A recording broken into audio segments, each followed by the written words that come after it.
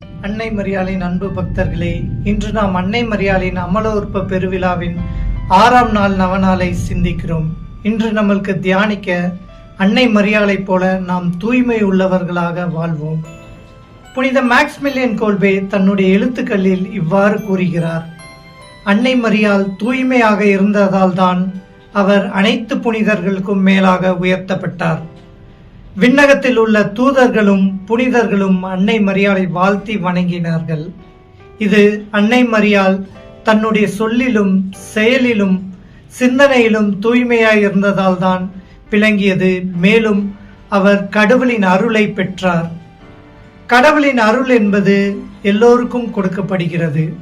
அதை நாம் எப்படி பயன்படுத்துகிறோம் என்பதுதான் உண்மை. உதாரணமாக, கடவுள் அவரது மகனை இந்த பூ உலகிற்கு அனுப்புவதற்காக ஒரு சிறந்த பாத்திரத்தையும் தூய்மை நிறைந்த பாத்திரத்தையும் தேடினார். கடவுள் கண்டறிந்தது அன்னை மரியாளை தான்.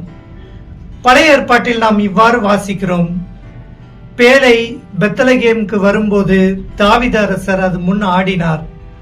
பேழை சற்று சாயும் போது மக்கள் அதை பிடிக்க சென்ற போது அவர்கள் உயிர் இழந்தார்கள். ஏனெனில் பேழை அவ்வளவு தூய்மையாக இருந்தது.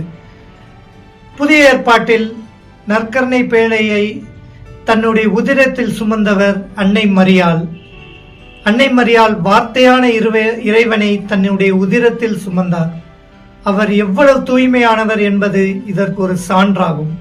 எனவே அன்னை மரியாளின் நவநாளை சிறப்பிக்கும் நாமும் அன்னை மரியாளை போல தூய்மையாகவும் சிந்தனையிலும் சொல்லிலும் நம்முடைய செயலிலும் தூய்மையாக விளங்குவோம். அப்போதுதான் நாமும் புனிதத்தில் வளர்வோம். ஆமென்.